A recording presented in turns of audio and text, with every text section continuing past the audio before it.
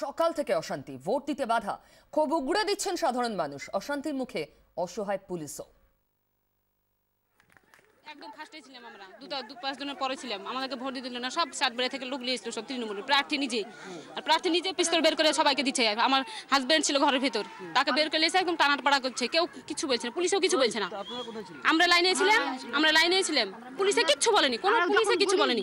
যখন পিস্তলটা বের করেছে আমরা ভয়ে সব পালিয়ে গেছি, কিন্তু ছেলেগুলোকে তাড়িয়ে ধরে ওই অবধি নিয়ে গেল। প্রার্থী নিজে আছে, প্রার্থী নিজে ছিল ওখানে, গাড়ি তারপর গাড়ি নিয়ে পালিয়ে গেল। পুলিশ কিছু বলেনি, পুলিশ চুপচাপ দাঁড়িয়েছে ওখান থেকে। ওখানে পুলিশ দাঁড়িয়ে আছে, পুলিশ ওখানে দাঁড়িয়ে গুলি বের করছে, পুলিশে তাকাচ্ছে। ঘটনাটা আমরাও ভিতরে ছিলাম, আমরাও খুব ততভঙ্গ হয়ে গেছি।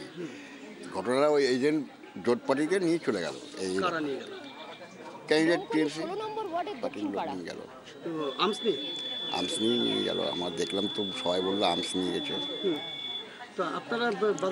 আমার বাধা দেওয়ার চেষ্টা করার আগেই তুলে নিয়ে চলে গেছে। ক্যান্ডিডেট ছিল কি হলো, মানে তারা এসে কি করলো? তা ওদিকে চলে গেল, এদিকে চলে গেল। এজেন্টের গায়ে বন্দুক ঠিকই? হ্যাঁ, এজেন্টকে ধরে জামা কাপড় নিয়ে চলে গেল, এই তো কথা।